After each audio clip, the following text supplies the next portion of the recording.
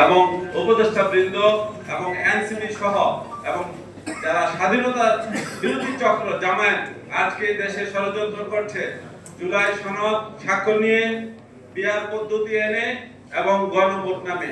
তাই আপনাদেরকে সাংবাদিকদেরকে আপনাদেরকে সজাগ থাকতে হবে এবং যারা ক্রাইম রিপোর্টার সোসাইটি বাইরে আছেন আপনাদের কিন্তু একটা এইরকম একটা গুরুত্বপূর্ণ সময় আপনারা এই আমাদের এই সেমিনার আয়োজন করেছেন। দেশে একটা অবাধ সুষ্ঠু নিরপেক্ষ নির্বাচনের ভূমিকার জন্য আপনাদের অনেক দায়িত্ব আছে। আমরা বিএনপি এবং আমাদের সমমনা দলগুলি আমরা সারা দেশে আমার নেতা তারেক রহমানের নেতৃত্বে ঐক্যবদ্ধ আছি। আপনারাও ঐক্যবদ্ধ থাকেন। এই অন্তর্বর্তীকালীন সরকার এবং এনসিপি যে ষড়যন্ত্র করছে এবং জামাত, ইনশাআল্লাহ আমরা আগামী যে নভেম্বর মাস, এটা অত্যন্ত গুরুত্বপূর্ণ মাস, আপনাদেরকে সকলকে সজাগ থাকতে হবে। এই সমস্ত অপরাধের বিরুদ্ধে আমরা সজাগ থাকবো এবং আমাদের ঐক্যবদ্ধভাবে আন্দোলন আমরা চালিয়ে যাব এবং আগামীতে যদি আমরা সরকার গঠন করি আপনাদের জন্য আমরা সুযোগ সুবিধা রাখবো।